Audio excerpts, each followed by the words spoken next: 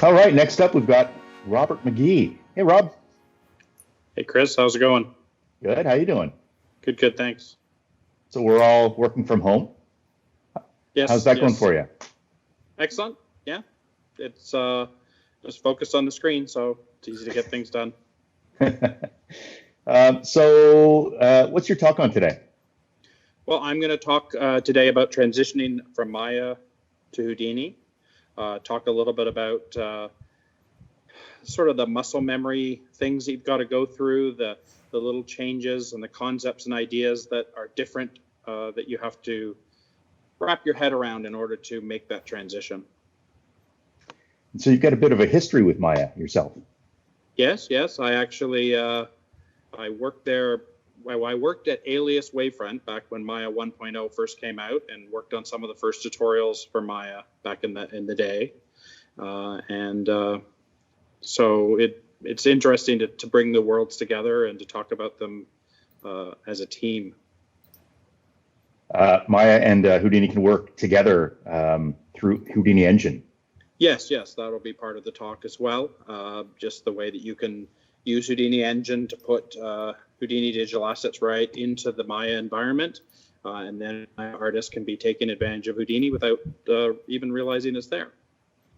Right on. Well, let's jump in. Looking forward to it. Okay. Thanks, Chris.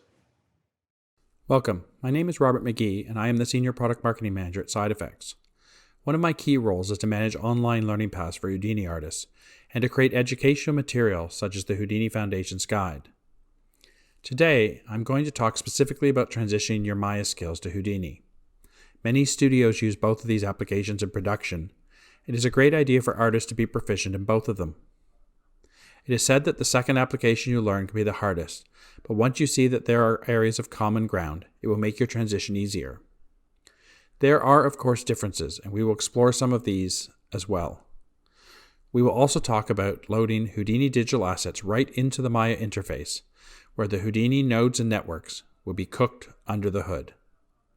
This is an exciting way of working with both of these applications together in one pipeline. But more on that later. First, a bit about my background with Maya. During the 90s, I worked at Alias Research, which then became Alias Wavefront, a subsidiary of Silicon Graphics. In case you don't know, Alias Wavefront is the company that created Maya long before it was purchased by Autodesk. I was involved with Maya when it was first being developed and helped author the Learning Maya tutorials that shipped with version 1.0. Going down memory lane like this gave me an idea for this talk. Using a workflow that was introduced 22 years ago in Learning Maya, we will work with these two applications side by side to build a polygonal spaceship model. This process will help you discover how your knowledge about the interface modeling, texturing, animation, and rendering tools in Maya can be applied to working in Houdini. There are a lot more similarities than you think, and that is a great place to begin bridging your skill set from one world to the other. Here we are, looking at the workspaces for Maya and Houdini side by side. They look very similar. They have a main viewport in the center. They have shelf tools up at the top.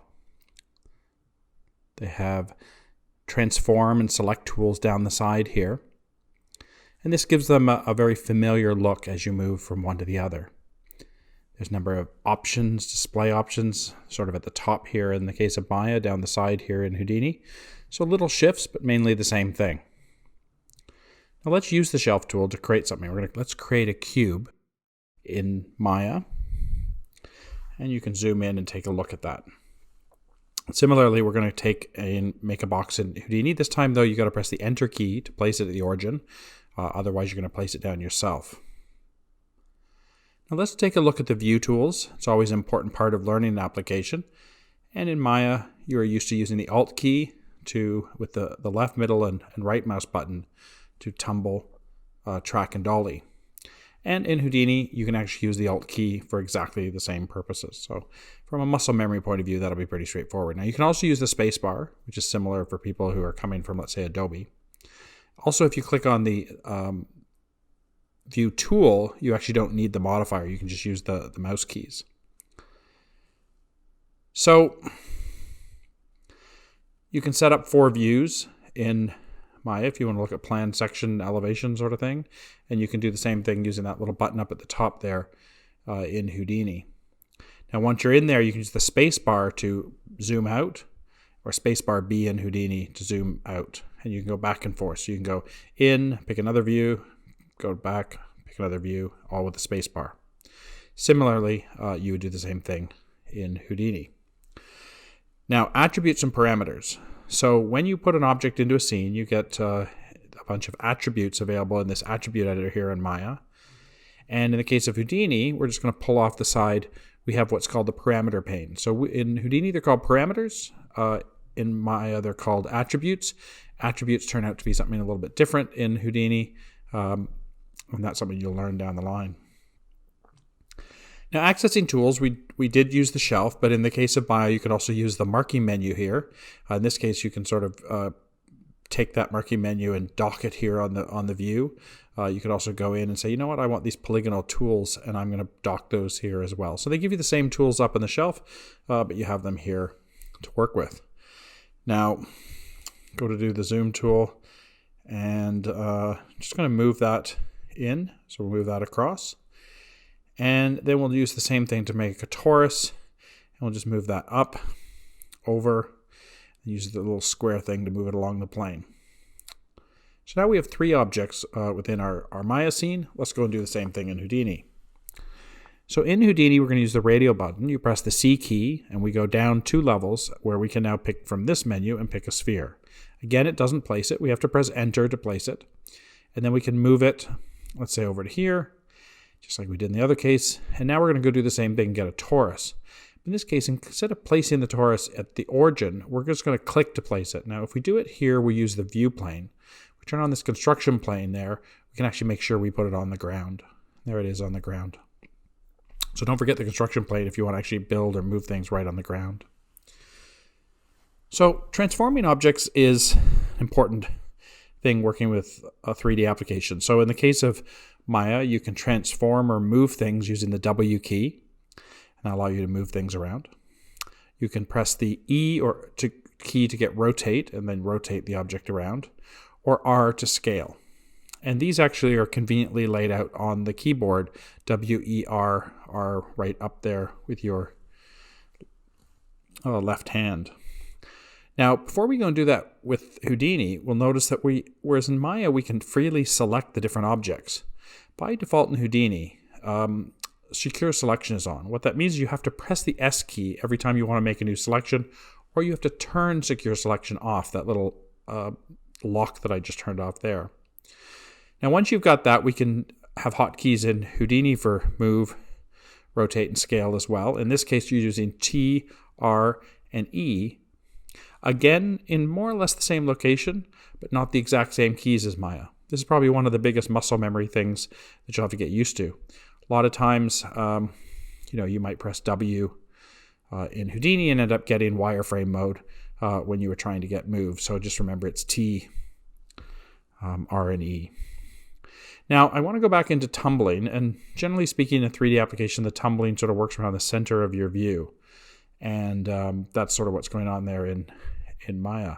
In Houdini, there's a new tumbling where the pivot gets set based on what you're clicking on. So as you can see, I can get 3 completely different tumble pivots depending on where I'm clicking. Now, this comes from this option here. Keep pivot would actually, if I sort of home the view, it doesn't matter where I click, it's always going to sort of use the center of the scene. So a little bit more like what Maya has. Or we can use the set pivot. And the real benefit of the set pivot sort of comes if you were like way off from the center, the origin, and you're trying to work on an object. You can now tumble around that object, even though it's not near the center where things started. So that can be beneficial. But if you want to be a little bit more like how it is in Maya, you may want to just change that to the keep pivot.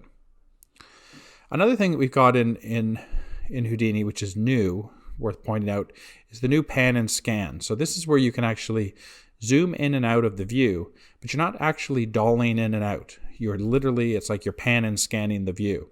You can control click to go back to normal and switch back to 3D. But if you're in a situation, especially if you're in a camera, you might want to lock that view to make a creative decision that's available. So let's get rid of these extra objects. We don't need those to create our spaceship. And let's get zoomed in back onto here. Now, there's another tool, the handle tool, which we've got that here. So it's the T key, gives you the manipulator in Maya. And that allows me to set, in this case, for this box, the width and the height and the depth and so on for that box. You're actually controlling the main node that creates that cube. Now, in the case of Houdini, if I go to the handle tool, you'll look up at the top bar and I get pretty much the same kind of control. So I can go in with the sides and say 0.7, 0.7, and I get the same result. Now, it turns out that what's happening here is Houdini has a couple different levels. And if we go back, let's say just to the node view, you'll see there's the object. And if I dive into it, I can see the box node, and that's where I've set those values. But even if I'm back up at the object level, I can see those values. And when I'm down here and the handle tool is on, I actually get handles specific to that node that I can manipulate here in that view. So that's exciting too. And most nodes in Houdini have some sort of handle that you can work with. So selecting components. So if we click on this right now, we're selecting the object, but we want to get at some of the faces of that object. So we go into component mode. You can press F8 for that and then click on faces. And if we click on there, we get that one, and there we get that one, and we can tumble around. And we've now selected those two faces, and we're going to use those in a second. Before we do that, let's go into Houdini. So if I'm up at the object level, I can click on this second one here and go primitives. Faces are called primitives in Houdini. And I can go in and select this face and that face. And you can press F8 to go back and forth in Houdini as well, or you can press 4 to jump. When you're in the select tool, we'll go down to face selection. So using the shelf, we're going to poly extrude this out. We're going to zoom that in, and we've got this nice handle here, which lets me, do various scaling and moving. We're going to use that to start our shape here. Now, in the case of Houdini, we've got our selection, and we're going to go in and again, we'll use the shelf, poly extrude. Now, we get a different kind of handle here. We're not getting the nice transform capabilities there. Turns out that we have that, but that's not the default in Houdini. So what we're going to do is we're going to click transform extrude front, gives us the handle, and we're going to make that the default. So when we do this several times throughout this tutorial, we don't have to switch every time. We're always going to get the one that we want. So now we can take this transform handle, and that allows us to pull out. We can press the E key. So the same hotkeys that would apply to transformations at the object level would apply to doing it here with this tool. So the next thing we're going to do is go back to Maya, and we're going to keep doing this. So this is a box-up modeling technique, so that means there's going to be a whole bunch of manipulations, primarily poly extrudes. And we're going to use the G key to repeat the last tool, and that's going to allow us we did that twice to get us to scale down and then to scale out to get the wing. And we're going to go back into Houdini. We're going to do the same thing. So we're going to use Q to repeat that, which allows us to create the wing here. Q again. And in this case, we'll make that a little like this. Press T to bring out the transform and push that back. And there we've got the same result. So in the one case, we've got G to repeat, and the second case, we've got Q. So just an important note. Now, if we take the top piece here, again, we'll press G, scale that in, G, push that up, scale that in, and push it back a little bit. We can keep doing this. There's a whole bunch of different shapes that we're going to want here with poly extrudes. Let's get them all done here in Maya, and then we'll go do them all in Houdini. And so, when you're poly modeling, often you'll just do a lot of pushing and pulling of this nature. Now, in this case, we're actually going to use something a little bit different. We're going to use this offset here to inset those faces. And then we can press G again, and then we can push them back. So we get a nice, clean, even offset around all the edges, and then that can be pushed back.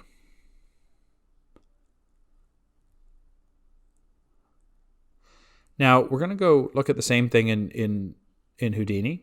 So again, we're going to keep pressing Q, allowing us to do the kind of things that we were doing in Maya. Pull that up, push that back. Do the same with the front. And bring that forward. Press E. Scale that down. Scale that across. Maybe push that down a little bit. Get a nice little nose there. Now we're going to do the same sort of exhaust pieces that we did in Maya. So we're going to go select these exhaust pieces and this one, and we're going to inset them. So instead of offset that we had in Maya, that's called inset here in Houdini. And then we repeat, push this back, and because we had faces on both sides, it did it in both of them.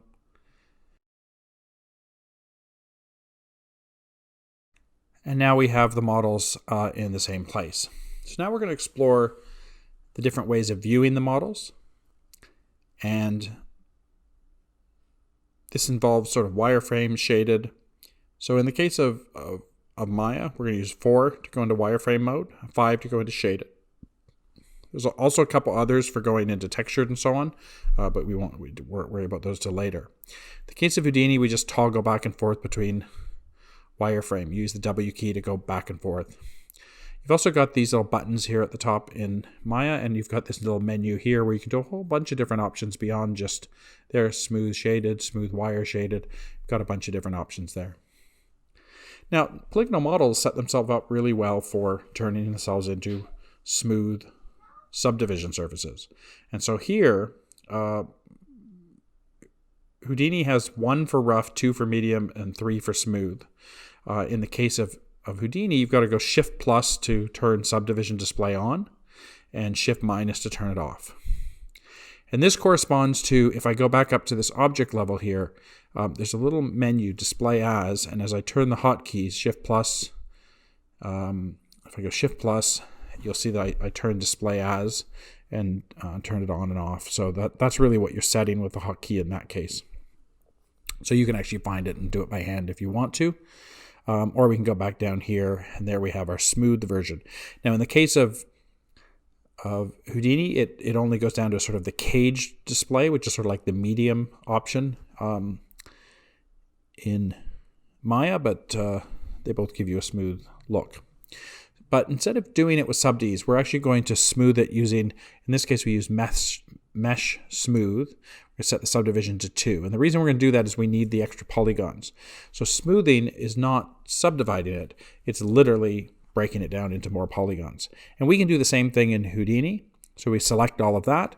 And we're going to do that with, if we go to the poly tool, we can just scroll with the middle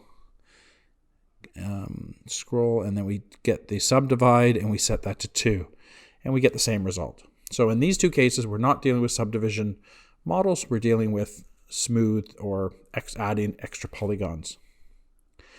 Now, let's say we like the shape, but we want to be a little bit more creative with it. And so we're going to throw a lattice on.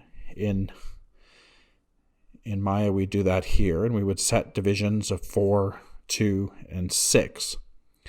And that'll give us enough control.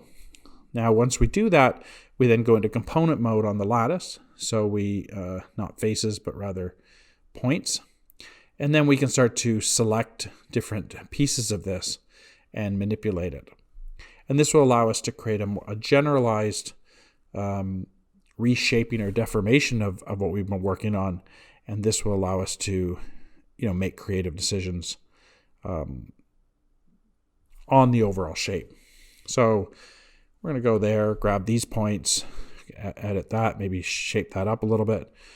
Now we could do this by going back and playing around with the poly extrudes, but this gives us a nice sort of way of working with the final shape. That isn't quite what we want. Maybe we'll just get that last little bit there, bring that down, bring that out, bring it down a little bit more. And there we go. So now we've got a little improvement to the ship, a little tweaking to how we want it to look. Now we can do the same thing in Houdini. So we can go in here, press N to select all the geometry, in this case the faces. Now we click on the deformation lattice tool. Now we still have to press it asks us to select the points, even though we had the faces before, so we had to reselect them. And then we press enter a couple times because we don't want to put our own cage around it, and we get this one. Now if we click on the lattice node, now in this case here, we use one number less. So instead of 4, 2, and 6, we're doing 3, 1, and 5. It gives us the same cage.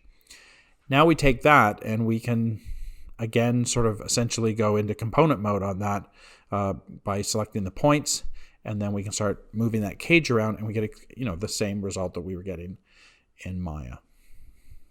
So here we go. Now in this case here, we want to move it. So we're going to move it up and back a little bit. And then just like we did before, let's grab that nose and we're going to pull that forward and maybe push that down a little bit. So again, not exactly the same ship, but the process of getting us where we want to go, pretty much the same. Now, if we go up to the object level, you'll see that the cage, the whole interface for the lattice goes away because all that's happening inside at what they call the geometry level in Houdini. And that's so the history of it is sort of buried inside that object. In the case of Maya, the geometry that makes up the lattice is actually part of the scene. And so even at the object level or at the top transform level, there's multiple things to select. And as a matter of fact, if I was to grab that spaceship, and let's move that out, you'll see that the lattice doesn't come with it and it gets all mangled. So the way to solve that in here is we can parent those two lattice pieces to the cube, and now as we go forward, that works out well. And if we don't want to see the lattice, we can select those two things and press H to hide them, and now we can get the spaceship looking pretty much the same way we have it here in Houdini. So in one case, the things that make up the history of that construction live often at the object level, whereas in the case of Houdini, they're all buried one level deep. So let's take a look at what's going on under the hood. We've sort of peeked already what's going on in Houdini. Both Houdini and Maya have node-based workflows. In the case of Maya, you have nodes with attributes that are connected. In the case of Houdini, it's nodes that are connected. It doesn't need a specific connection between one parameter and the next to work. Now we can bring up the hypergraph panel here for the one in Maya, and we can go and take a look at that, and we see essentially all of the things that were used to create that. And those represent all the tabs that you saw in the attribute editor that people in Maya often use those attributes, those tabs to go through and change the construction history of some object. So you wouldn't really in Maya generally go to these nodes and select them to make changes. And sometimes to clean things up, a lot of people in Maya will delete history so that when they go back to the attribute editor, select the object, it's all cleaned up. They don't have to worry about all those extra nodes. They're happy with where they got and time to move on. In the case of Houdini, there isn't really the same concept of deleting history. What I'll often do in Houdini instead is, let's say we'll add a null object here at the end. We'll just call that spaceship out. Even though all the nodes, seem like they're, maybe they'll get complicated in some cases in some models. You can do things like put them in network boxes like this, collapse them, clean up the model a little bit. And the history is not really, you're not paying a huge price for the history because of the way that Houdini is structured. Once it cooks once, you're pretty much good to go. So you don't need to go through a lot of deleting of history. But if you really want to lock things down, if you do not want those nodes above to affect the outcome, one option here is to freeze let's say that null object, and everything that's feeding into it is locked at that space there. So I could go up and change one of the nodes feeding into it. It wouldn't change. This is the result. But I can, if I want to make changes, I can unlock it, and then I go back and undo this. And one of the things nice about Houdini is I can select these various nodes in here, and if we turn on the handle tool, that's probably the wrong one right there, but if we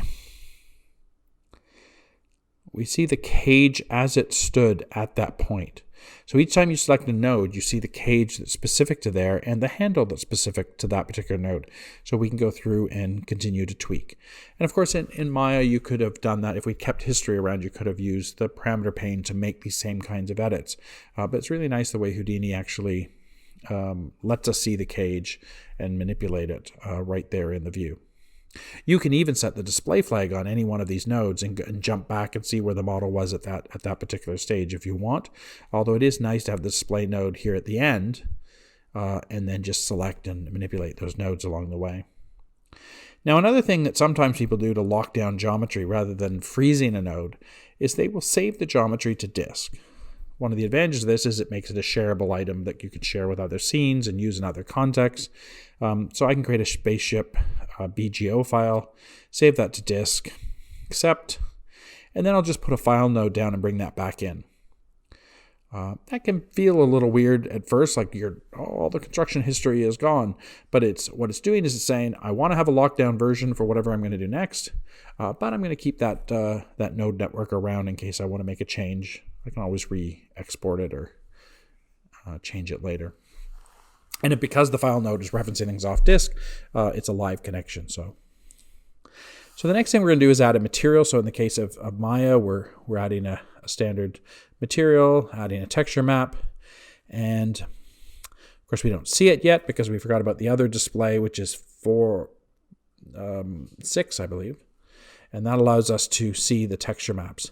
And if I bring up a UV panel, what we see is there were UVs on the cube originally, and well, not much UV work was done after that. So we're going to have to fix that. In the case of Houdini, we're going to do this by opening up this panel, bringing the material palette, and putting a principled shader on there. And in this case, we're going to make that white by default, because if we're going to texture map something, it's always good to have a nice clean, because a gray would get multiplied in. And we bring the texture map in and assign it. Now, in this case, you don't see anything. And the reason is because geometry in Houdini does not come in with UVs at all. So we're essentially only seeing the first pixel of the texture map. And if we go in and set the UV view up, and because we've assigned a material, we can actually pull off of this little menu, select the object, pull off this menu and say background. You can see it off the side there, but we can say pick that texture map. So we've got the same thing in both cases. In one case, we have the UVs from the cube. The second case is we have no UVs. And so we're going to fix that by doing some planar projections.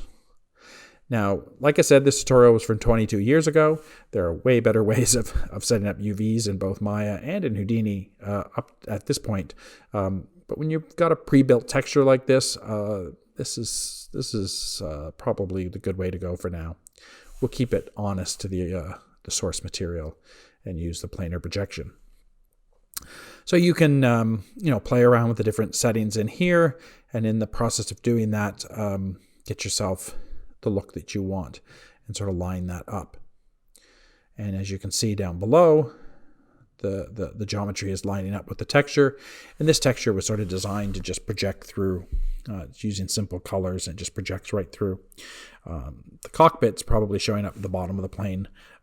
We could fix that, but we won't do that here today, but we could easily fix that if we wanted to. So there we have the texture map applied to there. Now there's this nice little logo in the corner. If we wanted to, we could go and get rid of that. Sorry, not get rid of that. We can go and assign that, do another projection in that area. And then we can just use these handles to scale that down and reposition that. So we can scale that down and then move that up to here. And I think we're going to flip it right around. And, very interactive way of doing this kind of thing. And what we're doing here in Maya, we're going to do something similar in Houdini. Although a good UV flatten probably would have been a better way to go and paint the texture after the fact in a 3D paint program. But for what we're doing here, again, honest to the material, we'll do our projections. So here we have the Houdini one, and we're going to go to the texture thing, and UV project is sort of the equivalent of that. Select all the UVs, and we project that on, and just happen to sort of be in the right place to get what we wanted there. Get almost a similar look to what we got in Maya. And then if we want to do the fin with the star Solaris logo, we can do that as well. So we're going to go in and select those faces, and again do a UV project. But first we're going to convert them to vertices. That way, because we can't project onto faces. And this one didn't come out quite the same way, so we're going to need some parameters to do some tweaking on that. Just like we did with the one in Maya, we have to do some orientation on that and fix that up and so on. And we could use the rotate tool, or we just set the parameters and go from there. There we go. We're bringing that across, and there we go. We get our starburst more or less doing what we want in there. Get a little more tweaking just to make sure it's all red there. And ta-da. Got it. So, in both cases, we were able to take the add UVs onto the geometry. That was done in the case of Houdini. If you go back down to the geometry level, you'll see that both of the UV projections created nodes here that would allow me to go back and tweak. And in the case of Maya, there are two tabs up here, which means that there's nodes somewhere in the hypergraph representing those actions as well. So this is where the two are actually very similar. And if we were to export a BGO in Houdini, we'd get the UVs, and the same if we deleted history in Maya. So let's do some animation. We're just going to do a little bit of simple keyframe animation to just show how that might be a little bit different between the two applications. In the case of Maya, you're going to take that spaceship and you're going to press the S key to set a keyframe, move forward in time, and then move the object forward in time, do a rotate that a little bit off, and then you press S again. So every time you make a change like that, you're going to press S unless you have hot auto key on, which is not by default. If we want to get another key somewhere in there, press S, S in Maya. Little spoiler alert that K is going to be the option in Houdini. And there we go. So we got some keyframes on that going forward. And we can bring up another panel, and if we want to set that panel to a graph editor, then we can see the curves that are resulting from that motion. And if we wanted to do some tweaking, you would do that here in the graph editor.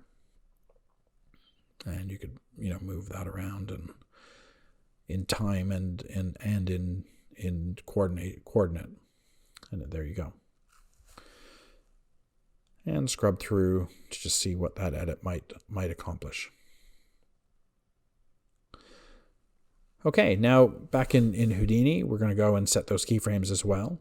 We're going to go find the initial position, get the transform tool, press the K key, like I sort of said before, or you can use that little key button down there on the timeline. But essentially, you can bring it forward, press K, set a second key.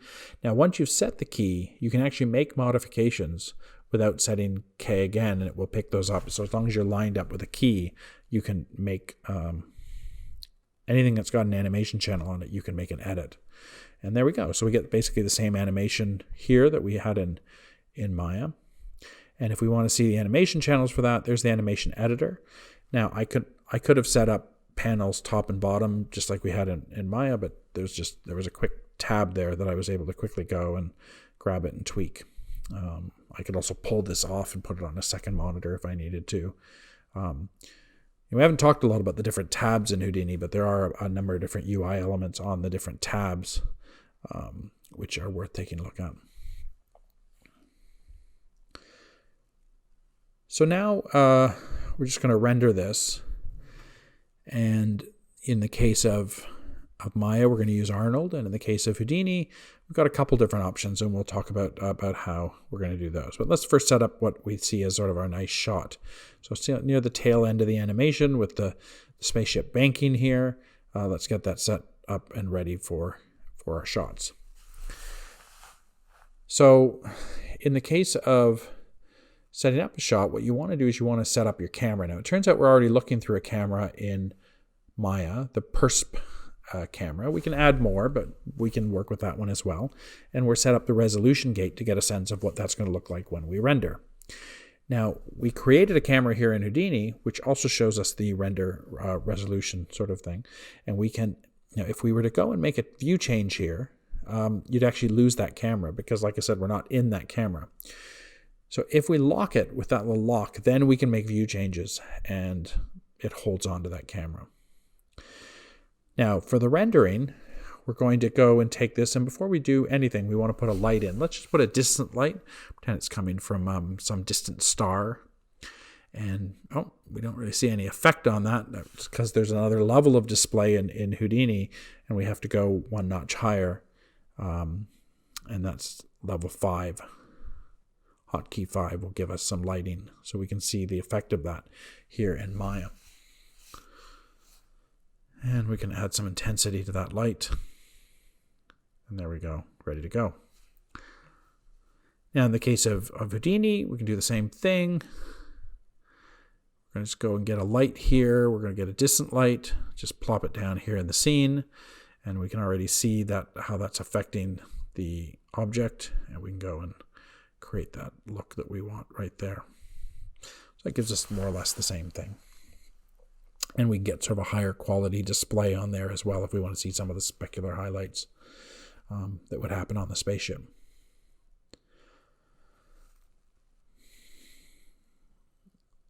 Now we're going to render the current frame here in Arnold. And there we go. We get our rendered out version of the spaceship. And we can now do the same thing in Houdini using the Mantra render. Mantra's been around for quite a while with Houdini. And we're going to set up the display options for that. And then we're going to render in what's called mplay. And this goes, runs through it. And we end up rendering a little higher res here. Instead of 960 by 540, we're doing a little higher res here. And you can see how that goes through. Now, you'll notice a lot of jaggy lines on there. We're rendering the polygon model, and we have that sort of happening in both the cases. Now, to render as a subdivision in Houdini, the way we do that is that display as subdivision wouldn't be enough. There's actually a little checkbox here, render polygons as subdivision, and that has to be checked if you want it to render as subdivisions. So now if we go and re-render that to mplay, you just see as that runs through, we're getting a much smoother result. It works at the micro polygon level, so even if we zoom in really, really close, you're not dealing with tessellation or anything like that. You're getting a nice result. Now the other option in Houdini is a new section of Houdini called Solaris or LOOPS for lighting operators. And this is USD based, and it allows us to bring in scenes from other parts of Houdini or from a USD file. It creates a USD scene graph out of it, which you can manipulate and organize to potentially export out later for rendering. And it has a built-in Hydra render called Karma, which is sort of the next gen version of Mantra, which works nicely and interactive here in the view. And we can do things like play around with the intensity of the light. We can tumble around. And you see we're getting much faster response than we were getting with Mantra. Now, if we go in and we want to, let's say crank up the metallic on that a little bit, go a little crazy with it, we get a nice cool look like that. And then we can go in and if we just go back to here, we can play around with that light a little bit more, maybe crank up the intensity of the light even more. And in addition to tumbling around the view, we can also play around with in time, moving forward in time, and it stays relatively rendered, for the simple scene that we have, allows us to sort of evaluate things quick and easy. So Solaris LOOPS is sort of the future of this. The Karma render is in beta right now, but it is the next gen beyond Mantra, and it is worth taking a look at and understanding. We are now going to talk about the Houdini Engine for Maya plugin. This is a technology that takes interoperability to the next level and makes it possible to put Houdini under the hood when working in Maya. This way, some artists can use Houdini without even leaving Maya's interface. Before we get started, let's explore how this works. In Houdini, you build nodes and networks that define a procedural flow of data. These nodes can be collapsed into a single node called a Houdini Digital Asset, or HDA, which contains the original network inside. This asset is stored on disk as a HDA file that is available for sharing. A high-level interface can be built by promoting parameters from the nodes inside to the top level. These can be renamed to make them more artist-friendly. The HDA file can then be shared with another artist working in Houdini. To them, it looks and feels like any other node in the Houdini interface, and the artist can focus on the top-level UI and doesn't have to bother with the nodes and networks buried inside. This asset can be shared with multiple artists in a very robust referencing scheme, such that changes to the assets can be easily propagated to all of the artists on the team. This provides a very powerful way of working that allows artists and TDs to build custom tools without relying on coding that work reliably in a production setting. While this procedural asset works well for teams and Houdini artists, what about artists using other applications such as Maya? One would assume that opening an HDA file in Maya would not work, and out of the box this would be true. But if you have installed the Houdini Engine, then the nodes and networks will get processed or cooked by the Houdini libraries being called on by the plugin. And just like with Houdini, one asset can be referenced into multiple Maya shots, creating a common toolset for all artists in your pipeline. Houdini Engine plugins are also available for other apps such as 3D Studio Max, Cinema 4D, or game engines such as Unreal and Unity. But to really understand what I'm talking about, let's go see how it all works. So here we are, back with Houdini on one side, Maya on the other, and we're going to start in Houdini by creating a cube, and then we're going to shatter that cube to make a whole bunch of smaller little pieces. Now, this creates a network here at the geometry level, which includes a couple different nodes. One of them here is chunk senders, where we can determine how many pieces we're going to shatter that object into. Now, what we want to do next is sort of expand those pieces out. So we're going to put a node in called Exploded View. And we're going to place that down. And there we go. We get the ability to either see that as a piece that's together or as a piece that's shattered. So we can go in and out using that slider there. Let's go to 0.5 for now. So we've created a simple network where we've taken one object, shattered it, and then we have the ability to explode that object up. So this is a workflow that is a procedural workflow inside Houdini, and we want to take this and bring this into Maya. So the way we would do that is we're going to start by creating a digital asset. And this digital asset is, like I've said before, we're going to save it on disk. We're going to put it into the folder, and we're going to give it a name, explode shape, accept, and then we should probably give the operator name, make that something similar. So explode shape, and press accept. So this is a file now on disk, and well, this panel we'll come to in a minute. The key is we want to go over into Maya and load this in. Now, we can't see the Houdini Engine menu over there, so I already pulled it off so that we could quickly get at it. But normally there'd be a menu up at the top that says Houdini Engine after you've loaded the plugin. You gotta make sure you load the plugin. So we can bring that asset in and put the menu off to the side, and there we go. Now, we've got the same result here in Maya, but it's sort of a static object at this point. We're not getting any of the procedural benefits because we don't have any control. And as you can see, we don't have any control here in Houdini either up at the top level. So what we need to do is we need to build that interface by promoting up. So let's bring up that exploded shape. And this interface here is where we can take parameters from inside on the nodes inside the asset and promote them up. So in this case, we're talking about the number of pieces. So we can actually call the parameter number of pieces because that's what we're doing. So we can have a more artist-friendly name here at the top. And then we can bring this uniform scale up, and we'll just call that explode scale. That way it matches what we're doing.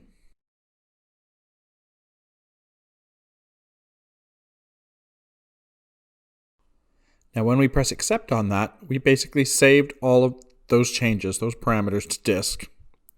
But just to make sure, we're going to save it there.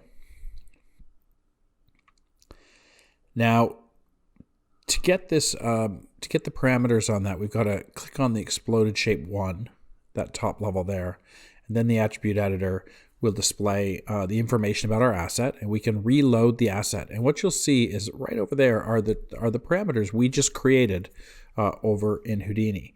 So we can increase the number of pieces. We can play with the explode scale. And what's happening is every time we move a slider in there, the Houdini Engine plugin is going off, talking to Houdini, the Houdini libraries, making the change and bringing the results back into the host application, which is in this case is Maya.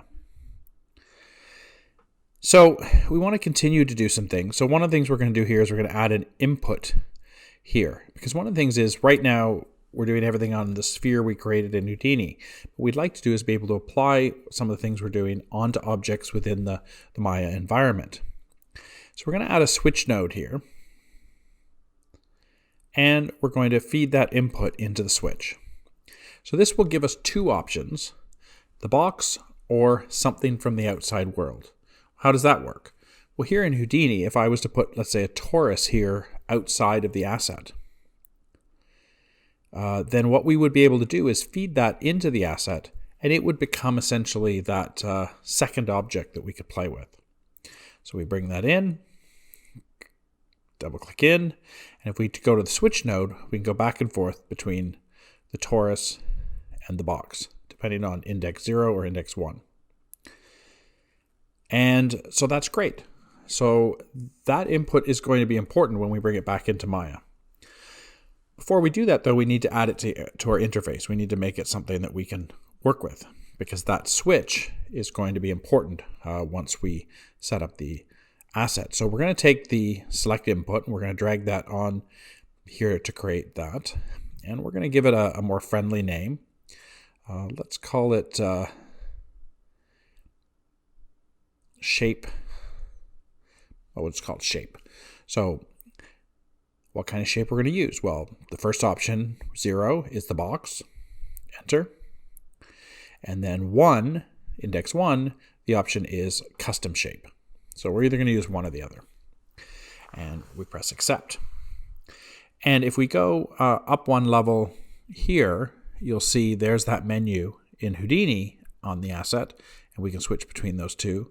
And this, now that we've saved this on disk, we should be able to get that same capability over in Maya. So let's just make sure we've saved that. And we should be good to go. Now over in Maya, we've got to again reload the asset. And now we got a option for a set selection. So that's the input number 1 that we set up earlier. So we've got a piece of geometry here. It's a model of a human skull. And we'd like to shatter this object and then have the ability to explode it. So we select that object here, and that fills in the information there. Let's hide the original model.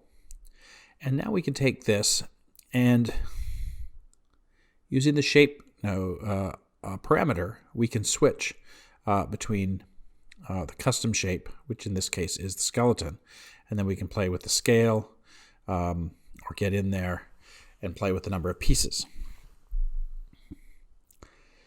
So there's the ability to set up asset in Houdini that will act on things, objects, and so on within the Maya environment. And that's very important because these tools aren't going to be much use for you in Maya if they can't interact with the things that you're working with in Maya. So we'd like to take this a couple steps further. We'd like the ability to move this thing around. So we're going to add a transform node. And we'll by default, let's move it up a couple units and maybe have it rotate a little bit. Because we're going to set this up, we'd like to also add in the ability to do a little bit of a dynamic simulation. Set up the simulation in Houdini, built into the asset, so that it can work in both Houdini and in Maya. And we add a bullet solver geometry node right here. And we plug that in. And we set the display on that. And there's a couple just different options here. One of them is set up a ground plane, and that will allow it to have something to collide with.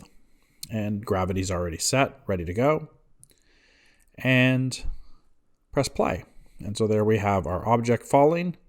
And if we want to, we can create a custom shape, and that falls, and we're good to go. So again, if we want this to be usable, we want to promote some of the parameters. So we're going to take the transform node, and let's go in and add a separator just to tidy up our UI. We're going to add a translate and a rotate that allow us to move our objects around. Oh, they went in the wrong order. Let's just fix that. Notice how I'm building this UI with just click and drag. I'm not writing any code.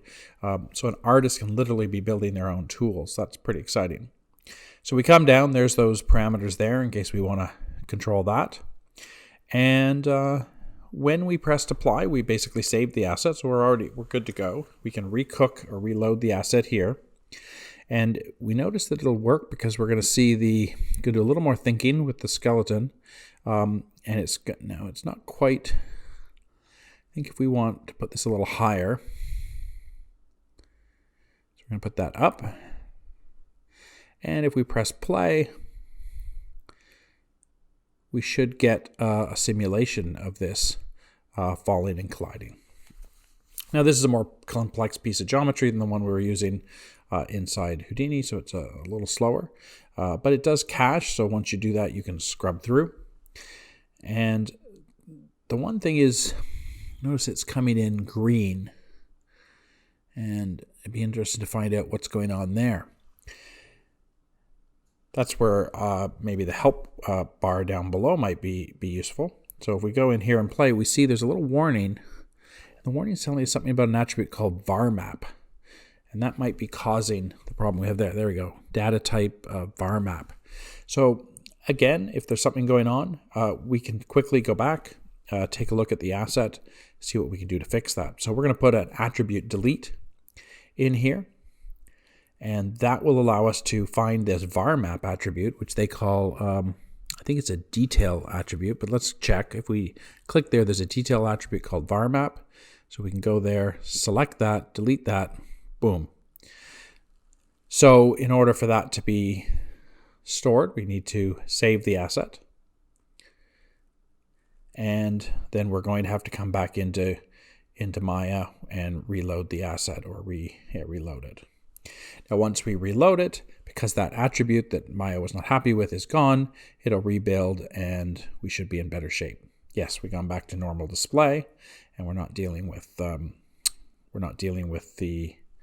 whatever that green color was, the warning color.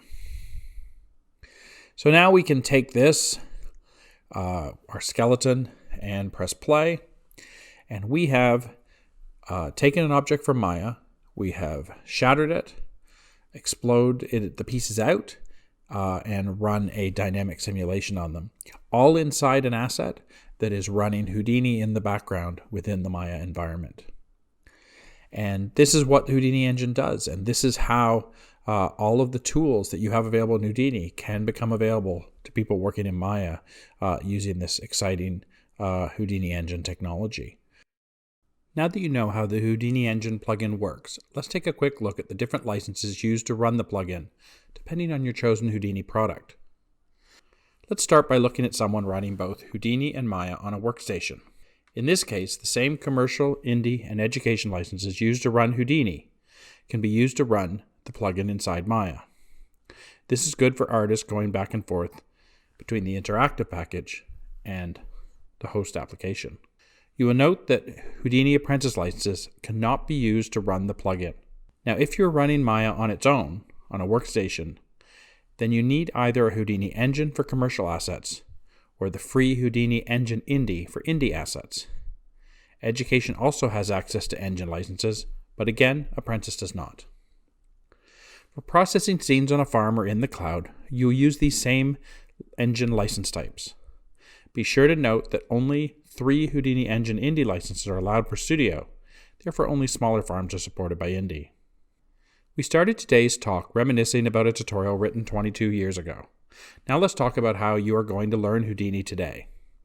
To get more tutorials, you can go to Learn Getting Started on the SideFX website, where you find the Foundation Guide, including this overview chapter, and many tutorials created by SideFX and members of the Houdini community. There are also a few more transition guides that offer different approaches to converting your skills from Maya to Houdini, and a number of learning paths covering a wide range of topics. It has never been easier to access quality Houdini tutorials, and I encourage you to keep exploring. Thanks for joining me today. Good luck on your journey, and I hope to see some of your amazing artwork posted on the SideFX gallery in the near future.